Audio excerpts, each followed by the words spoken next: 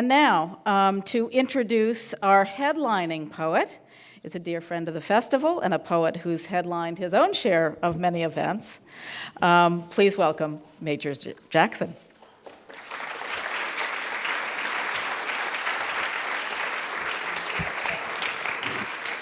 Good evening, everyone. I'm going to give, congratulations, Rick and the organizers of the festival on 10 years of what I like to call one of the reasons why I stay in Vermont. This festival has enriched my life, as well as the life of my son, Romy, who recently looked up. He finally got around to reading Huckleberry Finn, and he looked up and said, "I love reading." And then he said, "It's like dreaming awake." There's hope in the age of this. Here's two versions of my introduction. The first one is the informal, geeky one. I'm happy Chase Twichell is in the house. And the second one is my boring academic kind of introduction. First, the informal, geeky one. Chase Twichell, a poet I have long admired, a poet whose books, all 7 of them, have meant a lot to me. One of the quiet treasures in American poetry, both as a writer as well as a teacher, editor, someone whose book, The Practice of Poetry, a poetry exercising book that I went to like a gold mine every time I wanted to start a poem when I was young. A book that's still popular, but not as popular as her reputation as a poet. And I'm very, very happy that she accepted our invitation from the University of Vermont to be the featured poet here tonight. Okay, now the boring academic one. Zen Buddhism has had a profound influence on Chase Twichell, poet, professor, publisher.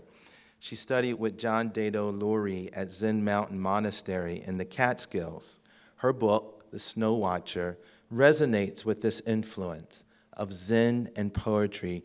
Twichell has said, Zazen and poetry are both studies of the mind. I find the internal pressure exerted by emotion and by a cone to be similar in surprising and unpredictable ways. Zen is a wonderful sieve through which to pour a poem. It strains out whatever's inessential. Horses Where the Answers Should Have Been is Twichell's most recent collection that my classes are reading now. It received the prestigious Kingsley Tufts Poetry Award, a recipient of both Guggenheim and National Endowment of the Arts fellowships. Chase's work has appeared in many prominent literary journals, including The New Yorker, Plowshares, the Paris Review, Poetry, and The Nation.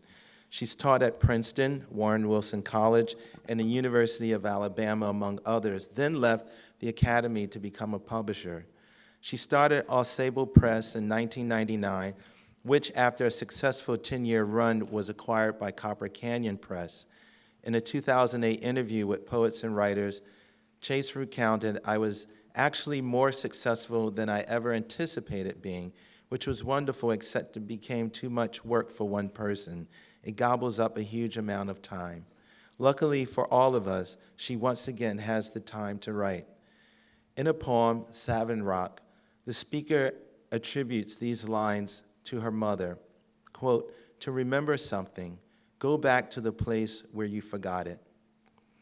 This strikes me as one of the most essential tasks of poetry and what I most value in Twichell's poetry, excavating and mining her life, extraordinary acts of rememory acquired through radiant language. This is a talent she reveals and exhibits in many poems over her long career. On this note, in an interview, she states, "Poetry survives and flourishes, and is, to my mind, absolutely crucial to our own survival and well-being, because it speaks to a part of human consciousness we cannot do without, the part that demands the whole, unfiltered truth of what it means to be alive." Born in New Haven, Connecticut, she earned her undergraduate degree from Trinity College and an MFA from the famed Iowa Writers' Workshop. She is the author of 7 books of poetry, including Dog Language, The Ghost of Eden, and Perdido. She is our neighbor across Lake Champlain, where she lives with her husband, the novelist Russell Banks, who appeared at the very first Burlington Book Festival 10 years ago.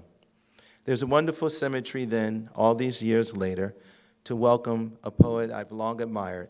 Please give a warm Burlington Book Festival welcome to my friend Chase Twichell.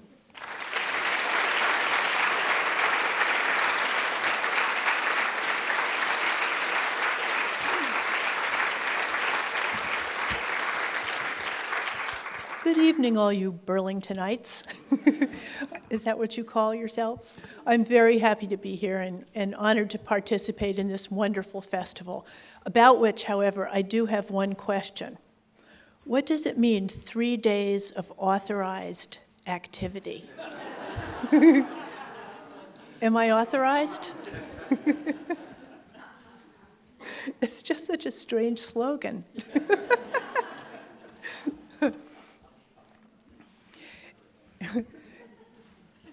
I'd like to try to organize a reading around some center of gravity. And in thinking about tonight's reading, the thing that comes to mind more than anything else is my father, who died some years ago, but who was a resident of Wake Robin in Shelburne for many years. And I'd like to read some elegies for him. And that led me to think about my mother, who is in the hospital at the moment. She's fine, except she's giving them a major amount of trouble. She's about to be 88, and she fell and broke her foot, which put a major damper on her life activities, which she will be happy to tell you about if you get anywhere near her.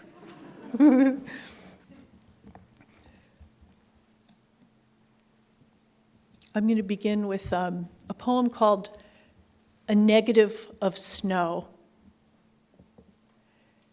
Though many moonless nights have fallen on the grave like a negative of snow, Dad's wheelchair sometimes flashes in my mind, and I hear the bleating down the hall, a voice berating its God, his worthless anodynes, and the doctors who were at that very moment increasing his morphine, having failed to note the word alcoholic on his chart, meaning that his damaged liver routed the opiates straight to his brain, his beautiful, fragile brain, which I had not yet finished loving. My father, who still had manners, who was a tough tree, that was his first death.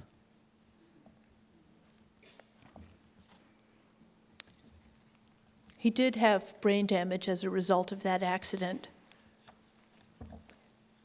And that sounds dreadful, but there were some funny things about it, too. One of which was he confabulated, which meant that if something didn't quite fit the scheme of things as far as he could determine, he would simply make things up. For instance, at Wake Robin, his mother's house was just down one hall.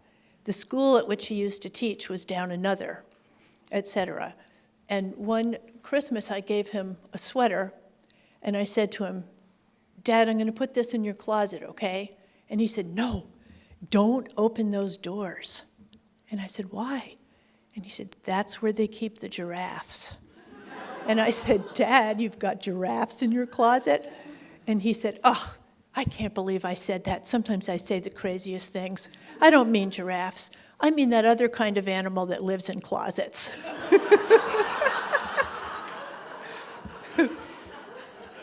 So in spite of the fact that these poems are kind of downers in a way, there was that other side. This one is called Cinder Block. And I know there's some people from Wake Robin in the audience, so this sequence is dedicated to you. Cinder Block. On the first warm day, the aides fret about his pate, fetch his hat. I push him out the automatic doors into the pallid sun. Dad thinks we should stay put until all the Indians are back in their teepees. But right now, he's off to teach a Latin class. Where are his keys? They're a few miles away in the past, where he's no longer active in the community. I steer him along the asphalt paths of the grounds, bark mulch, first green shoots, puddle of coffee by a car. I loop around so he can discover the pile of construction materials twice, the word cinder block coming to him more quickly the second time.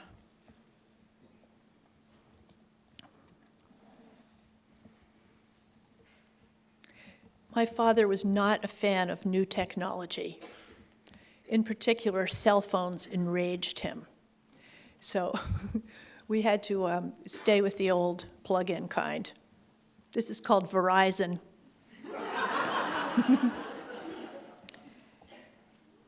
My father had been climbing, so they moved him down toward the nurse's station.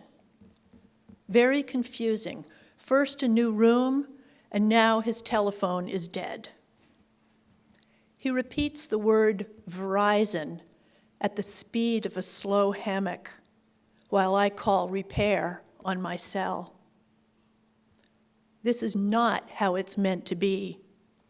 The wire serpent recoiling from him as if to strike at his memory, his recovery, lithe black spiral, strong-willed, heavy dial tone swinging upside down. Sometimes, when he pushes the luminous buttons, a woman tells him all about Verizon, using the word in many beautiful sentences, spreading it out for him like a golf course on which he looks forward to playing. But sometimes he answers her rudely, manhandling the receiver, cursing Verizon and his outlaw hands. Or he's pissed because the aide brings him the telephone saying, "It's your daughter, isn't that nice?" As if it were any business of hers. You couldn't film this. No one would be able to bear it. Skeletons everywhere, riding around on silver wheels, pure oxygen piped straight to skulls, crowned by near colorless chains of proteins, the hair. I saw not just my father's long bones, but also the knowledge they withheld from him: catheter, sponge bath, titanium and steel. Oh, hell, the tea's cold. Verizon, Eisen, Zahn. Birds of cyberspace sing in his ear, bright notes and numbers, urging him to visit our website to find out more.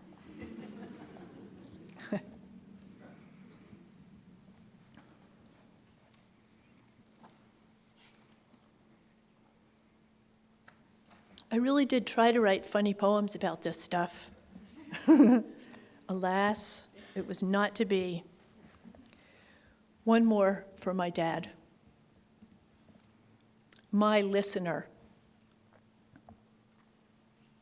When hope forms a bud of prayer, who picks it?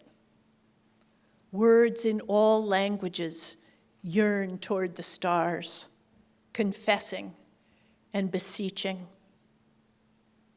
I talk to a masculine higher power, half God, half human. When he sits calm and golden, spine straight as the Buddha's, My own spine yearns upward toward the clean sky of his face. But when he lounges on the butcher's throne, setting wars on fire from afar,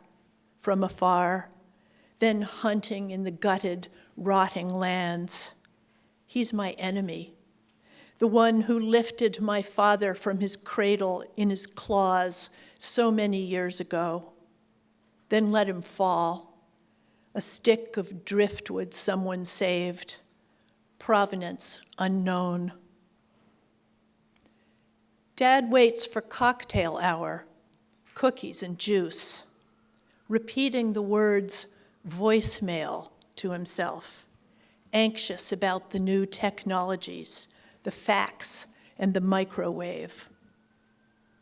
At night, in his stainless crib, he addresses the one who knows everything yet does nothing, who ekes out a bright fistful of candies to keep the game alive, while the child prays for death, shaking the safety rails. When my listener shows me his ribs, all my austerities gather around me, earnest and gray, and I vow to make myself invisible, possessionless, a servant of the world. But he's only a demigod and jealous. He commands me to meet him in private.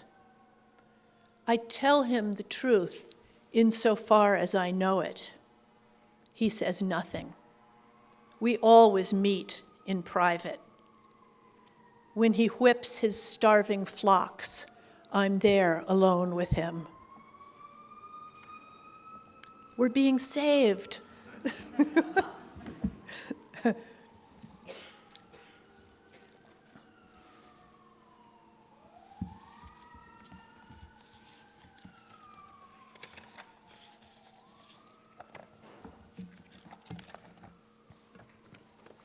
Now it's Mom's turn.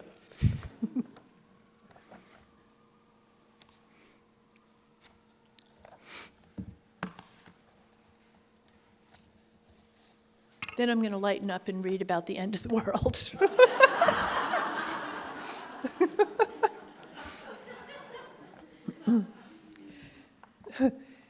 The porteurs. Whenever Mom's on the phone, she can hear the porteurs talking in the background. The porters? No, it's porteurs with 2 O's. That's how they spell it. Bill and what's-her-name, porteur. Who are they? What do they talk about? How the hell should she know? She doesn't eavesdrop. They natter in the wires, the winds, the airwaves. And that's all there is to say about the porteurs. She drinks white wine, I drink red. We're laughing about all kinds of crazy things from the past, like the time Dad took her duck hunting, and the 2 of them lay invisible in poison ivy, newly engaged, off to a bad start. When her memory goes wandering, she follows it, the 2 of them headed for wherever it is I'm also bound, after the stories and the wine, the other funerals, and the giving away of all but the very favorite things, just enough to furnish one room. I'm not worried, not afraid. I'll have Bill and what's-her-name for company.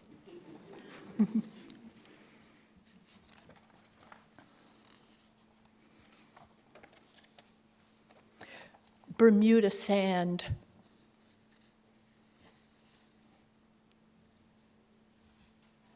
Mom has a beau at Silver Birches. His wife no longer loves him. When the wife is ill, the 2 of them dine together in plain sight, and no one knows. 85 and 88 in love. Her apartment's new paint color, is Bermuda sand, a neutral with character, as Mom puts it. Tonight, she's cooking red snapper for one, with green beans and baby potatoes, good colors on one of Grandma's plates. Melancholy, such beauty seen alone. After her bath and her lotions, she'll swipe clean the clouded mirror, open a bottle with a tiny brush. She's whitening the teeth in her skull. She said to me one of the funniest things she's ever said the other day. I was visiting her and she said, "I have a new love interest." And I said, "Mom, you do? What's his name?" And she said, "Ask me later."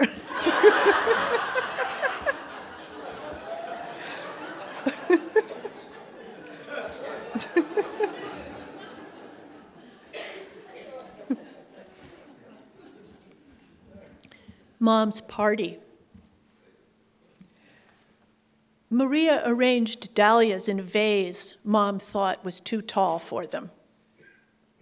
The caterers passed tenderloin with horseradish on toast, miniature crab cakes, and asparagus wrapped in prosciutto.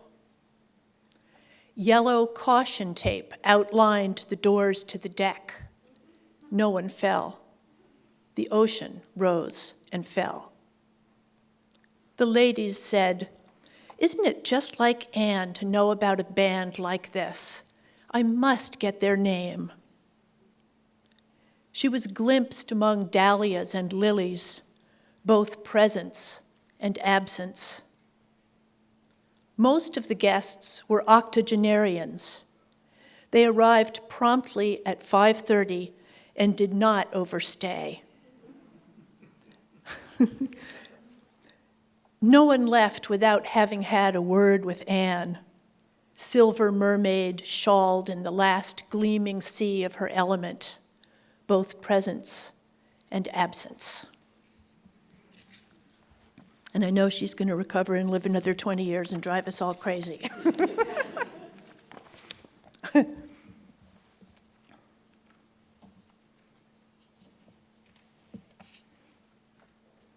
Now, I'm just thinking, that was a little bit of a load. I was going to read some Death of the Earth poems, but I think I'm going to change gears and read some Zen poems instead, some of which are funny, unlike those. Let's see.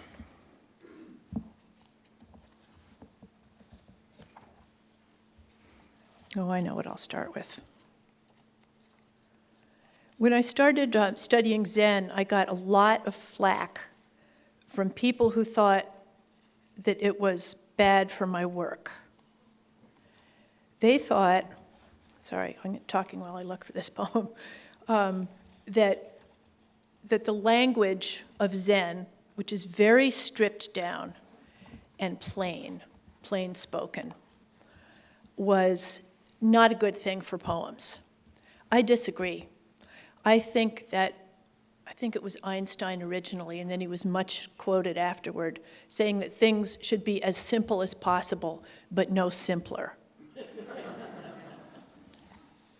So this is a poem I wrote to get revenge on those who were insinuating that I was going in the wrong direction. How Zen ruins poets. Before I knew that mind could never marry the words it loved, in which it lost itself, in which it dressed itself, in which it sang its most secret, tender, and bitter hymns. I also loved the thrill of thinking. Since birth, I've swum in the clear, decisive movements of its currents. I misread that line. Since birth, I've swum in the clear, decisive muscles of its currents, the places where the water seemed to reconsider its course before continuing, then the sudden onrush of falls. I lived inside language, its many musics, its rough, lichen-crusted stones, its hemlocks bowed in snow. Words were my altar and my school.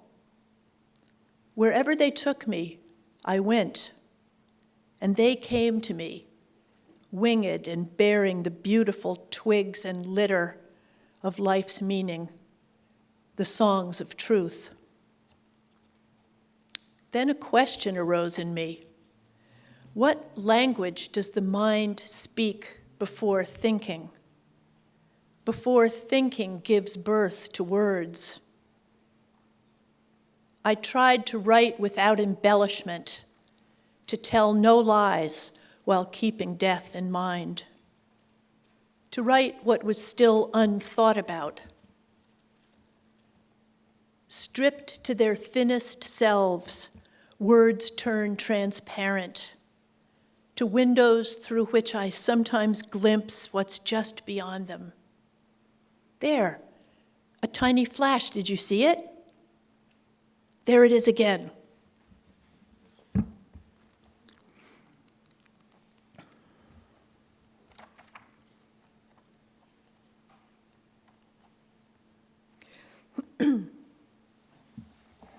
Cold water. Whenever Grandma thought I was pushing my luck, she'd say, "You're not skating on thin ice, you're skating on cold water." Sometimes, instead of just washing the dishes, I stick a plumber's snake of anger down the drain, then stop myself. It's a duet I play with myself. Upstream, downstream. Where am I right now? I don't even know the river's name. Poetry's absurd, like building a bird cage out of birds. Besides, since every thought was once a before thought, all words are clouds in the mind's afterlife.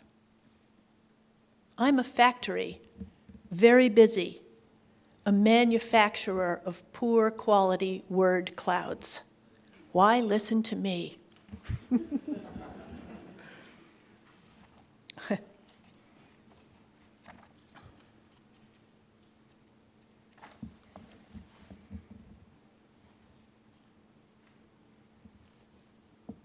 Tech help.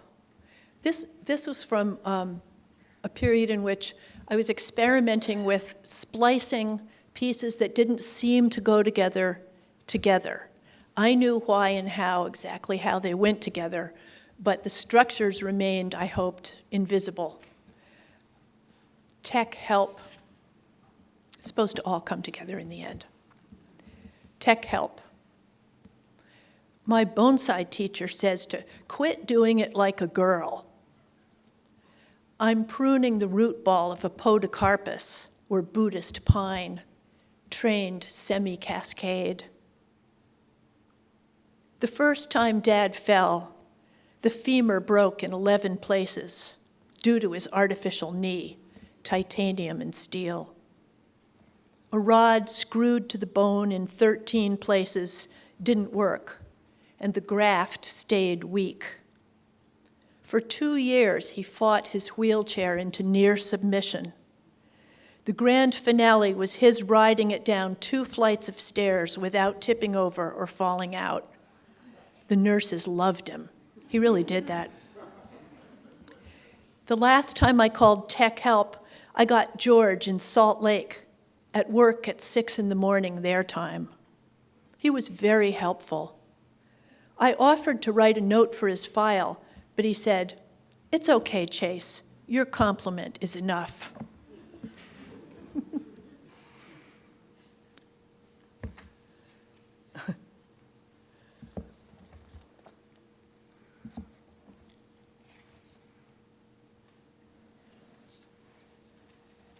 It's funny, I had a whole reading planned, and I'm completely leaving behind my plan.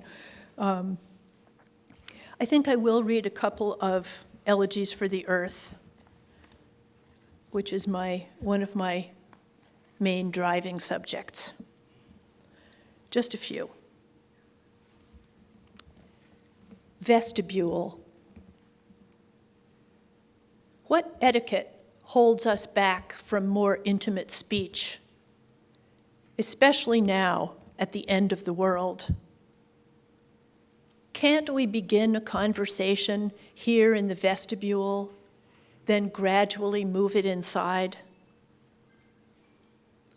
What holds us back from saying things outright? We've killed the earth, yet we speak of other things. Our words should cauterize all wounds to the truth.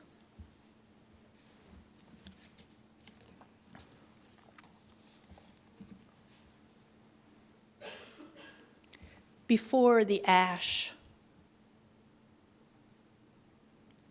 No other species leaves its dreams strewn across the earth, its dreams and its trash, the scars of its wars.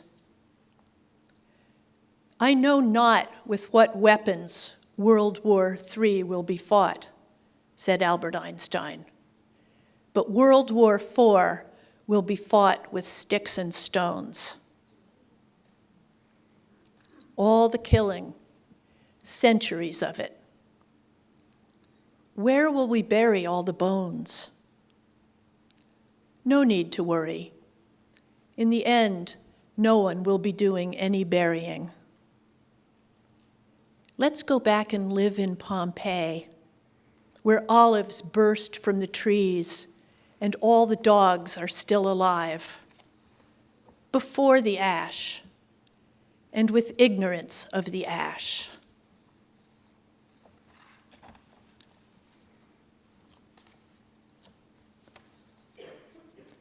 This one has an epigraph that's longer than the poem. I really tried to cut it down, but I couldn't, and you'll see why, I think. It's called Booby-Trapped Weapons. The quote is from C.J. Chivers in the New York Times, October 2012.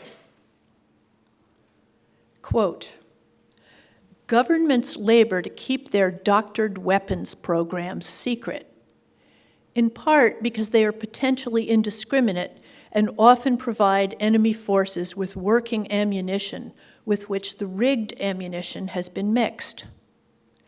The tactic can also jeopardize friendly forces, causing casualties or destroying weapons among government troops or proxies, raising political sensitivities and eroding morale.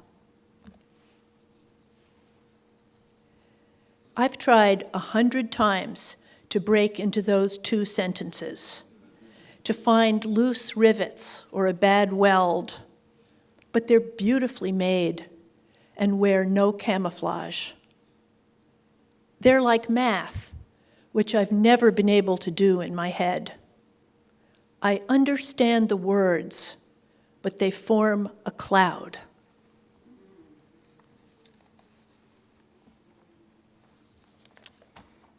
Cloud seeding. On the news, a man explained the science of cloud seeding, how they could drop dry ice into the clouds to make them rain. Imagine it raining only at night, he said, and sunny every day. His words stabbed at the God in me, the God of weather still ignorant of us, the clever despoilers. It wounded me more than my parents' war. I wanted a horse, prayed for a horse, pledged my troth to a horse. Please, whoever you are, let a horse come to me before I turn 11. No horse came. 11 came and went.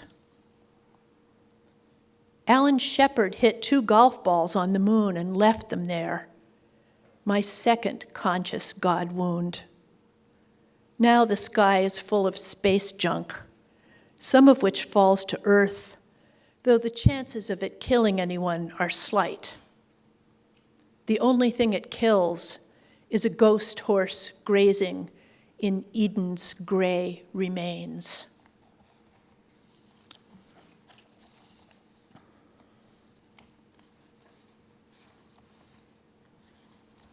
Okay, I'm going to end with this one. My husband and I have started to go to Miami in the winters. And to me, going to Miami is like going to Pluto. It is totally alien to me. And so trying to keep my fingers on the pulse of the things that drive me in a landscape that is completely bizarre and a culture that's bizarre has been a challenge. And I've only been able to finish a couple of poems, and I'm going to end with this one, which is set in Miami and the North, my true home. The ends of the world. When planes bound for Europe take off late at night flying due east, their sound comes to me as wind in deep winter, slanting the snow in the empty woods, forming bright scars, ridges of drift. Then I wake in the tropics' air-conditioned chill. Dream wind, where is it gone? The sound of falling air, the ticking sleet. In that world, snow diamonds scatter on the road, picked out by headlights. When some grief overtakes me, my mind flees north to the clear, crashing brooks, sun and shucked off ice, seeds splitting in the compost. It was real. I lived there when any moving water was safe to drink. Oh, never mind. I'm just drifting into yet another elegy. Look, here come some jet skis gunning up to the public boat launch. In this world, the mango sky silhouettes the glass and steel aspirations of our kind, then weakens over the towers, the derricks and cargo ships. We're going to lose everything. Just look at the guttering back of the bay and all that flees from it. Grand wound festering. What a sunset. Even the mangoes abandoning the sky, hitching a final ride on the clouds' undersides. At first, I raged at a single soda bottle aloft on a see-through wave, raged and raged. Now I no longer want to see the illusion of the ocean intact, the not blue, not green water breaking open and closing again, restless above its heart of garbage, the frothing, white, sucking edge depositing a toothbrush, flip-flop, bald head of a doll, and the usual deflated jellyfish of condoms. Cigarette filters still intact after who knows how long at sea, a vast and senseless migration, inedible, immortal, everywhere. Part of me wants to see the city gone entirely dark, glittering tableau extinguished, nothing but a ruin, a colorless, permanent shadow, inhabiting the empty streets. A yacht is docking, back flushing its engines. The crew wraps heavy ropes around the pilings. How hard I fall out of sleep, out of a vision of the earth restored. I open my eyes in the dark and find myself back in the garden of earthly delights, naked again among stingers and fangs, extinct and future creatures, all of us unnamed and equal under the only sky. but art can't resurrect it. It only dreams it. It hands a drunk an empty bottle. Thank you very much. Thank you. And thank you, Burlington Festival.